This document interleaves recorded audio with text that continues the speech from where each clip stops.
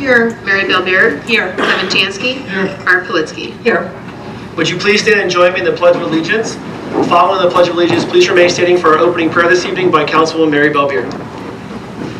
I pledge allegiance to the flag of the United States of America and to the republic for which it stands, one nation, under God, indivisible, with liberty and justice for all. In the name of the Father, Son, and the Holy Spirit, amen. God, you are our creator.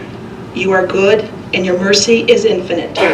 God, you have given to us men an inner law that we must live by, to do your will and accomplish our tasks, to follow your paths and know peace in our soul. To you we offer our obedience. Guide us in all the initiatives that we may undertake on earth. Free us from our evil tendencies, which turn our hearts away from your will. Guide and protect all in our city, especially those who serve others most. Bless our city with abundant respect for all humanity. Protect our environment so it may remain for generations to come. O God, you are the one and the only. It is you who we adore. Turn your loving gaze, O God, upon young people, our students here in Brooklyn. They carry in their hearts a great hope. Make them strong and persistent so that they can build their tomorrows with confidence. Do not let them distance themselves from you. God, judge of all men, help us to be among the chosen on the last day. God, author of justice and peace, grant us true joy and genuine love and enduring brotherhood among peoples. Fill us with your eternal gifts. Amen. In the name of the Father, Son, and Holy Spirit. Amen. Thank you. You may be seated.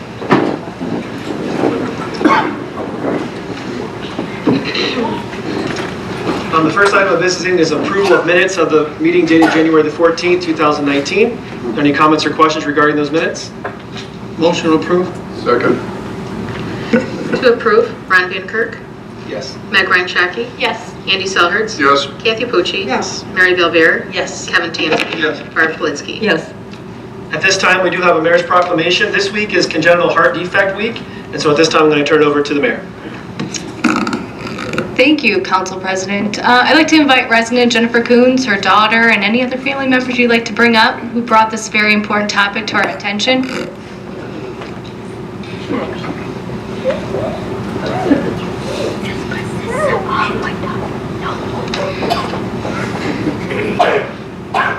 So I'd like to proclaim the week of February 7th to the 14th is Congenital Heart Defect Awareness Week in the city of Brooklyn. Whereas the health and well-being of all children throughout our city are of paramount importance to families and communities. And whereas thousands of children are born with birth defects every year, including approximately 40,000 children, 1 in 110 in the United States who begin life with one more than 25 identified forms of congenital heart defects. Whereas congenital heart defects are among the most common birth defects, and they can be fatal due to their seriousness, insufficient effective medical intervention options, and limited availability of infant donor hearts. Whereas the origins and symptoms of congenital heart defects are becoming more readily identifiable, and range of surgical options are expanding thanks to doctors and scientists' diligent research efforts and field experiences that extend our body of knowledge every day. Whereas there is much to learn about the causes of the effects and treatments for congenital heart defects, and it is important for parents, family members, pediatricians, and nurses to recognize the warning signs associated with it among newborns so they may provide proper treatment as early as possible. Whereas many families in Brooklyn and other communities are directly or indirectly affected by infant illness and death caused by congenital heart defects. And I applaud the efforts of doctors and scientists everywhere who work diligently to solve life's medical mysteries and to improve the quality of life. And I, the Mayor, Catherine Gallagher, and City Council do hereby recognize February 7th to the 14th Congenital Heart Defect Awareness Week. And I'd like to invite Jennifer to speak about how this has impacted her family.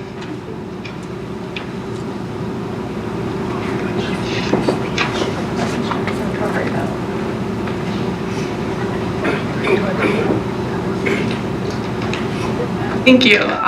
Good evening. Thank you. Good evening, Mayor Gallagher, City Council, and attendees. My name is Jennifer Kunis at 4748 Brook High Drive. This is my daughter, Brianna. I'm very humbled that the City of Brooklyn is recognizing Congenital Heart Defect Week. I'm honored to speak on behalf of the CHD families in Brooklyn. When my daughter, Brianna, came into the world August 18, 2014, she was 8 pounds, 3 ounces, and 19 inches with a beautiful smile and a head of black hair. We had no idea within the next 24 hours our lives would be turned upside down. Brianna was diagnosed with CHD. I want to ask everyone here today, do you know what CHD is? I ask because before Brianna was born, I did not. Congenital heart defect means a child is born with an abnormally structured heart. Such hearts may have incomplete or missing parts, may be put together the wrong way, may have holes between chamber partitions, or may have narrow or leaky valves or vessels.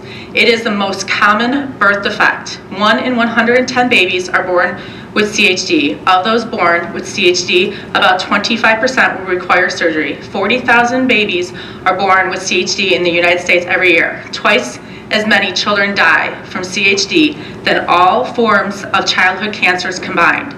Yet, despite its prevalence, CHD is grossly underfunded. How did I not know this before my daughter was born? When I heard the doctor's diagnosis, I felt helpless and alone. I felt frustrated and uneducated at her first cardiologist appointment. I now raise awareness so that no other parent will feel how I did. Most children with CHD don't look sick. You can't tell them apart from the other kids, but their scars are very real. Beneath their shirts are battle scars that are constant reminders of their fight to live. Brianna's battle began with 3 heart defects: a large hole in her heart called a ventricle septal defect, another smaller hole called atrial septal defect, and pulmonary valve stenosis, which is a narrowing of the pulmonary valve and restricts blood flow from the right ventricle to the pulmonary artery. We were told that our precious angel would need to have open heart surgery.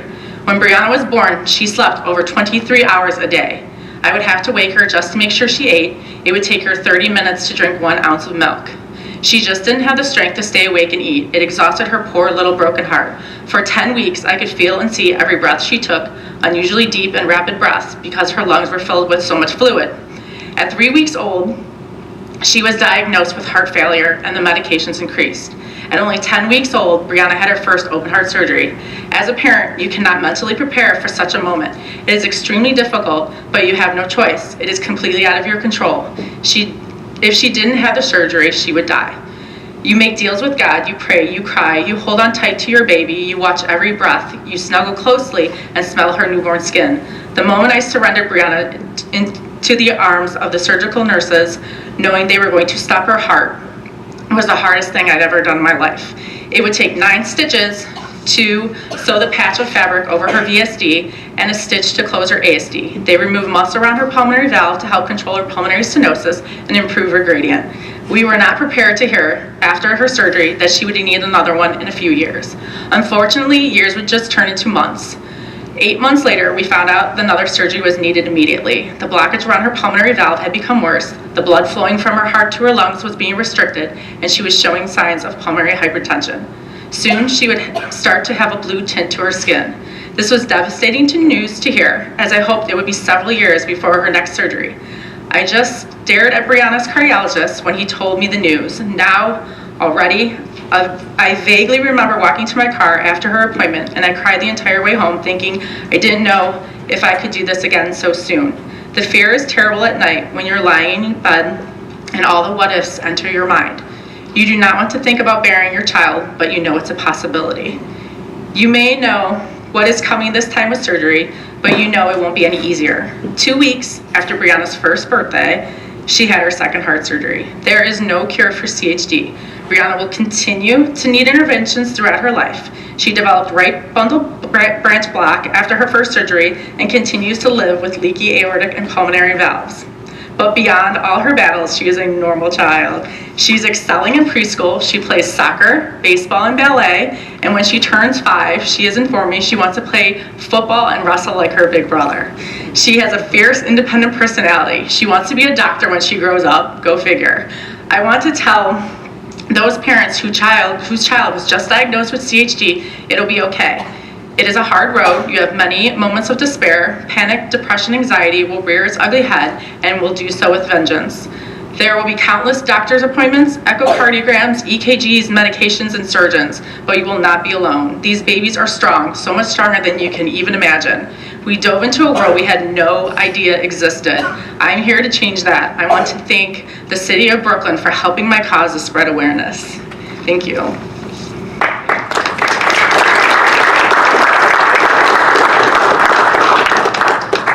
I do want to thank Jennifer for bringing this to council's attention. The story about your daughter is extremely touching and obviously very personal. It does hit a little close to home. Just 3 months ago, I actually lost a 2-year-old nephew to CHD. Unfortunately for him, surgery was not an option, but it's so good to see Brianna up and around, and so what a huge blessing. So thank you for sharing that with us and making us more aware of that, and I know that the city will benefit from that. Thank you. At this time, we'll have the public session. If anyone in the audience has anything to say for the good and welfare of the City of Brooklyn, please step forward, state your name and address, and you'll be recognized. Please keep your comments to 5 minutes or fewer.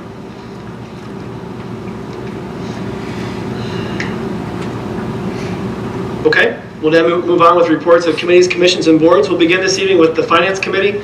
The Finance Committee meeting meets just prior to the council meeting at 6:30.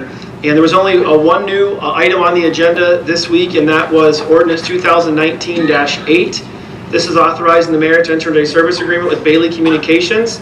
These folks provide the technology department management for our city. The contract cost will be $4,420 per month for an annual cost of $53,040. This is a 2.7% increase over last year. Another item that was discussed this evening is Ordinance 2018-94. This is the Tobacco 21 ordinance that we've discussed. It's currently being held in abeyance. And we're going to continue to hold that in abeyance for one more meeting, but we're going to, Mr. Butler is going to read some changes on the floor of council this evening when we get to that. A couple things that the mayor brought up in the meeting. Mrs. Pucci requested at the last meeting that I reach out to the school board to try to schedule a joint meeting with the school board in regards to Hurricane Alley. I did reach out on Tuesday morning, and council has agreed to a date of February the 28th to meet with the school board. I did send that date to the school board a few days ago. I've not heard a response back from them. One of the things that will be discussed at that meeting, of course, is the mound that is over on Hurricane Alley, abutting the residents on Rowadone Road. That's obviously been a bone of contention here for the last several meetings and actually been going on for quite some time. And so that will be part of that discussion with the school board if we do indeed meet on the 28th. Again, the finance meetings do meet at 6:30 just prior to council meetings in the City Hall conference room. We'll now move on with the Recreation Board. Councilman Tansky. Thank you, Council President. It has been another great year for Silver Sneakers. Here are the numbers for 2018. In January, Silver Sneakers brought in $3,296.50. In February, $3,541. In March, $3,759.50. In April, $3,998.50. In May, $4,109. June, $4,031.50. July, $4,154. August, $2,215. September, $2,331.50. In October, $3,914. November, $3,774. And December, $3,843. For a total in 2018 is $42,968.50. Please note that the numbers in August, September were lower due to the indoor pool being closed during those months. Since being enacted in 2012, Silver Sneakers has brought in more than $215,000 through 2018. The next Recreation Board meeting will be held on Wednesday, February 20th in the Rec Center meeting room at 7 p.m. And that concludes my report. Thank you, Mr. Tansky. Next up is the Domestic Abuse Commission. Councilwoman Ryan Shockey. Thank you, Council President Van Kirk. The Domestic Abuse Commission will meet tomorrow, February 12th at 6 o'clock at the Fire Station Community Room. We will be discussing current news, an update of getting the bathroom posters to businesses and public places throughout the city, and next steps for the Commission in 2019. And that ends my report. Thank you. Next up is the Board of Zoning Appeals, Commissioner Kolsar. Thank you, Mr. Van Kirk. The Board of Zoning Appeals meeting would have been scheduled for February 21st, and it has been canceled. There are no applications. Thank you. That completes my report. Okay, in regards to the Planning Commission, we had a rather lengthy agenda this last Thursday, so I'll read through the items there. We had a request from Benderson Development Company LLC for site plan approval for a 10,000 square foot commercial shopping center. And this is for the space that's in front of the Best Buy over on Brook Park Road. This item was deferred to the next meeting. A request from Margaret and Jeffrey Park for a lot split and consolidation at 4716 Sunny Lane, and that's parcel numbers 433-03010 and 433-03157, and this was approved. Then we had a request from Adam Signs for a new freestanding sign for the plaza on the existing foundation at 6910 Bidoff Avenue. This, of course, is the Bidoff Plaza location, and this item was also deferred to the next meeting. Then we had 2 requests from Oleo Development Group. One was for a preliminary site plan approval for a Raising Cane's restaurant at 5180 Tiedemann Road, and also for a conditional use for a Raising Cane's restaurant at that address. Of course, this is the location of the now closed Perkins restaurant. Both of those were approved. Then lastly was a request from Medical Mutual of Ohio for an outdoor dining patio and new entries at One American Road, and this was approved. And this is just going to be some outside dining facilities that they're going to open up when they renovate their new facility. The drawings are absolutely beautiful. We cannot wait to have Medical Mutual join us hopefully early next year. The next Planning Commission meeting will take place on Thursday, March the 7th at 6 p.m. in the City Hall Conference Room. All are welcome to attend. We'll now move on with Public Works Committee. Councilman Silverts. No. All right. We'll now move on with reports of council. Oh, I skipped you, Ms. Mary. I apologize. That's okay. For that. All right. All right. We have legislative update. Councilwoman Valvier. Yes, thank you, Mr. Mankert. A couple interesting legislation that's coming to fruition here. House Bill 576 addresses the minimum wage law in Ohio. Starting January 1st of this year, the minimum hourly wage in Ohio is increased from $8.30 to $8.55 for non-tipped employees. And for those who make tips, the minimum wage goes from $4.15 to $4.30 an hour. That may not sound like much of a raise, but for individuals in those lower paying lines of work, it means something.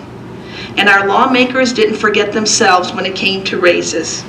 With Senate Bill 296, lawmakers approved raises for themselves, and it is more than what is considered a cost of living raise. The increases are, in 2019, there is a raise of 4%. In 2020, raise of 4%. In 21, raise of 3%.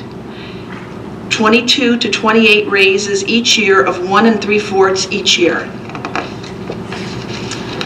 We all remember the tragic story of Elena DeFrez, the 14-year-old girl who was seized by a man on her way to school and brutally murdered in an abandoned house. Her parents were not notified that day by the school that she didn't show up. If they had been notified, it may or may not have mattered in this case, but it could have. Senate Bill 82 now requires all schools in Ohio to contact parents within a reasonable time if a student is not present at the start of the school day. Reasonable time is considered absolutely no later than 2 hours. With the increased number of iPhones and smartphones, there are fewer and fewer people who have a wired landline in their homes. So the public utilities asked for and got the chance to raise rates. House Bill 402 has raised rates by $2 a month instead of the current cap of $1.25. And lastly, remember when there was talk of eliminating the teaching of cursive writing being taught in our schools? With the modern use of technology, where everything seems to be texting, emails, and electronic communication, it was felt by many that the use of cursive was outdated and not needed. I remember thinking, what about leaving notes, writing letters, and writing on greeting cards, and so on? Everyone would only communicate with electronic devices like iPhones or emails. Most communication still can be accomplished with electronic devices, but how can writing be so obsolete? Well, apparently our legislature has felt the same as many of us, at least us older Ohioans.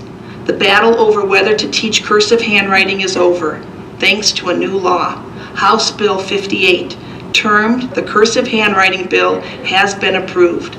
The Ohio Department of Education must now make sure all students can read and write printed letters by 3rd grade and cursive by the 5th grade. So writing will still be with us. And that concludes my report. Thank you. Thank you, Mrs. Belvier. We'll now move on to reports of council. We'll begin this evening with Meg Ranchak. Thank you. I want to first thank Jennifer for bringing the important topic of CHD to our attention. I myself was not aware of this or how many children are born with it. So thank you for taking the time to discuss your personal story with us. And then I also want to discuss the introduction of Ordinance 2019-7. I took over as chair of the Domestic Abuse Commission last year, and the first thing I did was research information on the topic and reach out to similar organizations around the nation. I found an interesting resource that discussed tenant rights for victims of domestic abuse on a state level. Ohio is currently only one of 13 states that has no laws protecting tenants of domestic abuse. Brooklyn is one of the only cities in Ohio with a Domestic Abuse Commission, so I felt it was fitting to have Brooklyn pass an ordinance this powerful on a city level before taking it through the lengthy process of the state level to get all Ohioans these rights. Why do we need tenant protection rights for victims of domestic abuse? According to COHIO, the Coalition on Homelessness and Housing in Ohio, in 2016, there were nearly 10,000 victims of domestic abuse that were homeless in Ohio. This does not include those that went unreported, as domestic abuse was not a mandatory part of homeless shelter questionnaires until 2018. A study titled Why I Stayed/Left, an analysis of voices of intimate partner violence on social media, published in 2015, lists financial constraints as one of the 8 main reasons victims of domestic abuse stay in their abusive relationship. Ordinance 2019-7 will not only help reduce the financial cost that often results from ending a lease early, it will allow survivors to leave their abusive relationship quickly and without added financial burden. I hope that when this comes up for vote next month, that my colleagues will join me in voting yes on Ordinance 2019-7. Thank you. Thank you. Next up, Mr. Sullivan. Thank you, sir.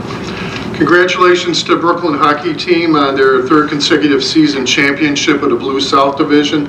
They did play in the Barron Cup, but lost to CVCA 4-3 in the first round of the Barron Cup tournament. The team will be playing again this Thursday at 5:30 over at the Rec Center in the state sectionals.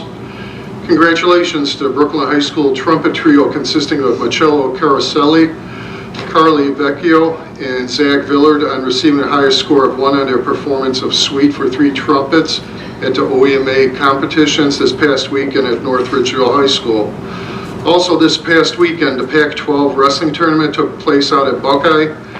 Congratulations to the following: Seth Majowski, conference champion at 132 pounds, Carl Ramser, 3rd place, 152 pounds, Eric Kay, 3rd place, 113 pounds, and Jeff Rawson, 6th place, 120 pounds.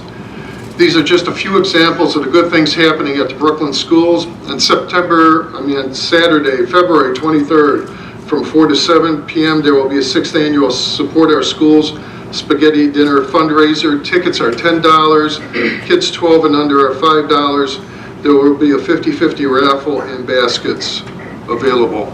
And thank you for coming up and with sharing your experiences with your daughter. I don't know if Rob caught it on camera. I don't know where his camera angles are, but she's just full of life and, it's all important. Thank you. That concludes my report. Thank you. Mrs. Pucci. Thank you. Good evening. I too would also like to thank Ms. Kunis for coming up and making us aware of this important topic. I have a brother-in-law actually who was born with congenital heart defect, and he is now in his 50s and he's completely fine. Thank you for your efforts in trying to spread the word. And also congratulations to the hockey team and our OMEA award winners, and also the wrestlers for their showing this past weekend And also congratulations to their parents and their coaches and music instructors. I just have two brief things. The Community Improvement Corporation did meet. We had our annual meeting on February 4th at 5:30. We approved minutes from our January 14th meeting, and we reappointed to another three-year term, Mayor Gallagher and John Watine. Then we had the election of officers for 2019. We elected as chairperson Mayor Gallagher, treasurer Mr. Watine, and I was elected secretary.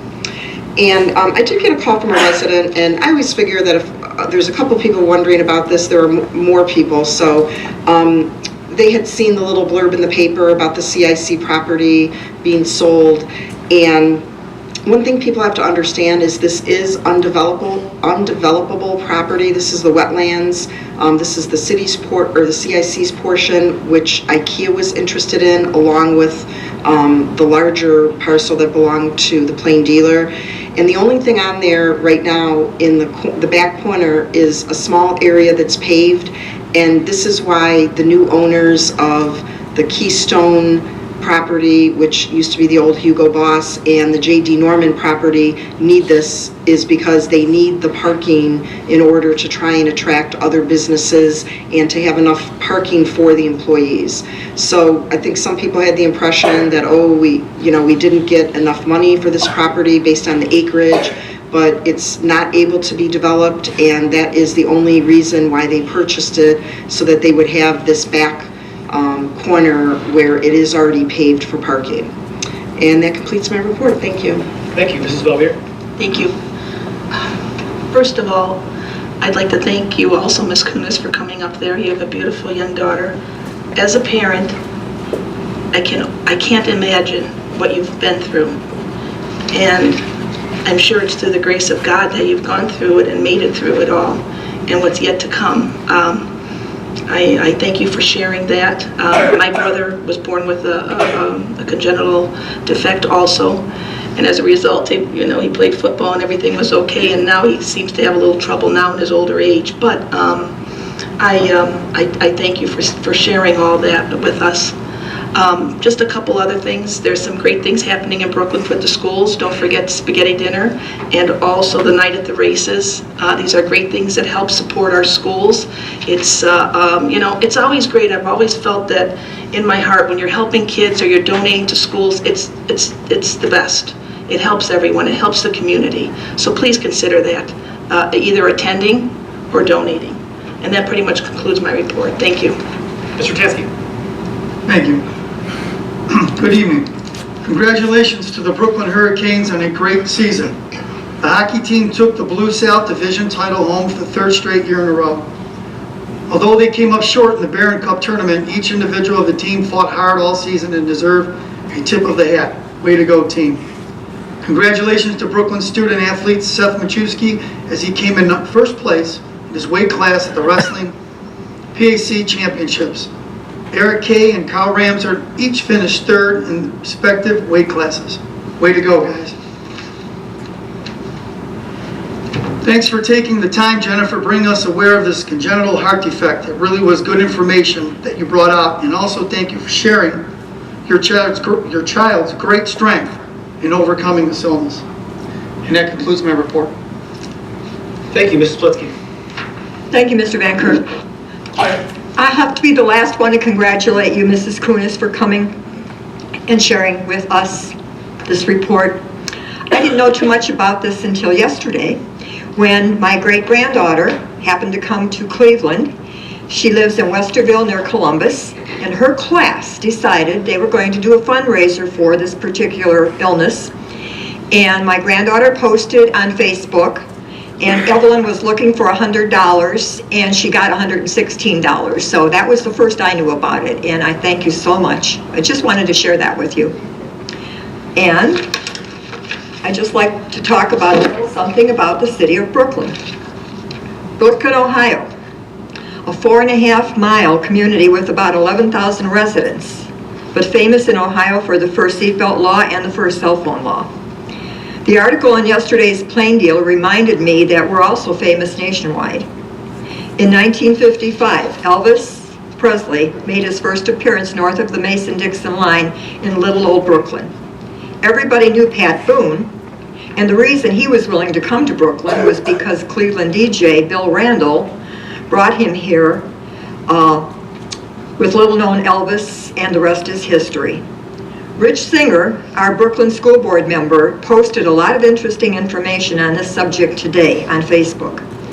It mentions our Brooklyn Historical Society and comments from many members who were at the concert as teenagers. If you have a chance, try to find it. I learned many things I did not know about the event. If you have never been to the Historical Society, take time to go there on a Tuesday from 10 to 2 and see the many pictures we have about this event. The challenge remains. What will we who sit here tonight be able to do to continue this tradition in Brooklyn? All ideas are welcome, and that ends my report. Thank you. Just a couple of things. I guess the thing that sticks out to me, Jennifer knows a lot of talk, life is so valuable. And there's been a lot in the news about life and the importance of it. And I know, having gone through this, watching my sister-in-law's family go through this with their son, it affects more than just the one that's affecting it. Affects her brother that's sitting right there, as well as her extended family. And life is just so precious. And unfortunately, there's many in this country that are getting away from that. And it was very encouraging to see the passion that you have about this. And so thank you so much for bringing that to us. And it's very much appreciated. Thank you. Just a couple of things. Thank you, Mrs. Balbier, for your legislative up. I did want to provide a little bit of context to that about the legislative raises. No one ever likes to see that, but they had not received a raise in 11 years. 2008 was the last time there was a raise. And so when I saw the article about them getting raises, I'm like, what in the world? So I did go and do a little bit of research. It had been quite some time since they had received those raises. Then one final thing, I just want to let the city know I will not be able to attend our next council meeting. I've been asked by the school that I work for to attend a recruiting days down at a college out of town, and so it actually takes place on our council day. So Mr. Selhurst is the council pro tem. He'll be running the next meeting, and I will be back for the March 11th meeting. And that concludes the reports of council. We'll now turn it over to the mayor.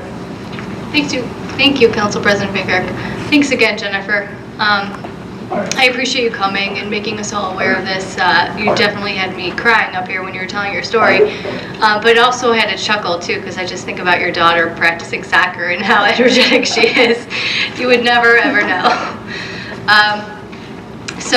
Also I want to reiterate some comments by Council President Van Kirk. We had our Planning Commission meeting last week, and Medical Mutual has just done a phenomenal job with their plans, and I'm really excited as they break ground to this complete renovation on One American Way. I mean, it's really going to be a first-class facility, and they're definitely putting in a lot of money. And Council President Van Kirk was talking to one of the Medical Mutual reps afterwards, and they're up to 900 employees moving to this facility, so it's just going to be such a tremendous asset and move addition for the city of Brooklyn.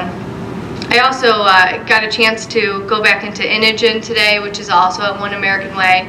I hadn't been at this facility for a little over a year since their grand opening, and 3 expansions later, nearly 500 employees at this location. This is a California-based company. This is their first East Coast business, and they're just exploding here. They're hiring like crazy, and they're doing very well. So I'm just so lucky to have them land here in Brooklyn and continue to grow. I want to remind everyone I have a State of a City this Thursday at noon at the Senior Center. If you did not purchase tickets, you could still attend. You just will not have lunch. Again, that's at noon. I will also host a coffee with the mayor at 9 o'clock on Friday. And the last thing is I want to remind everyone that Monday the 18th is President's Day, so we will be closed and trash will be 1 day late. That was my report. Thank you, Mayor. We'll now move on to director's reports. Just one this evening. That's our Finance Director, Mr. Raguse.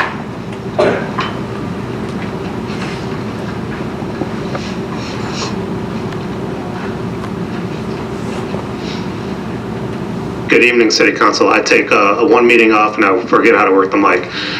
As we close 2018, as I reported at the Finance Committee earlier, we are starting our 2018 financial audit. So the process officially started today. So we look forward to the process, even look more forward to the conclusion of the process that's expected in June. So that's all I have tonight. Thank you. Thanks, sir. We'll now move on with our legislation for this evening. The first item that we have is a liquor permit stock transfer for Buffalo Wild Wings on Tiedemann Road. Move for a position of no objection.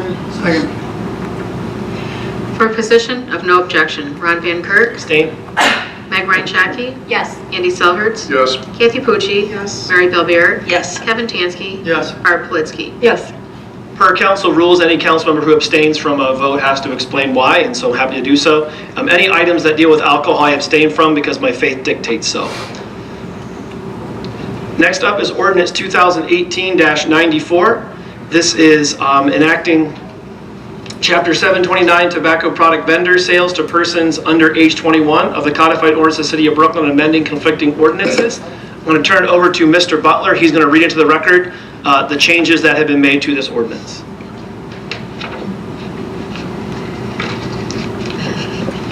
You didn't miss a meeting, so you don't have an excuse for not working the mic. Can you hear me? Thank you, Mr. Chair. So, since the ordinance was originally introduced based on some comment from members of council and the committee that heard about the ordinance, you have a draft before you that makes some changes. I just want to point those out to you. To begin, Section 2 of the ordinance itself had previously kept in place existing Section 537.16 of our code.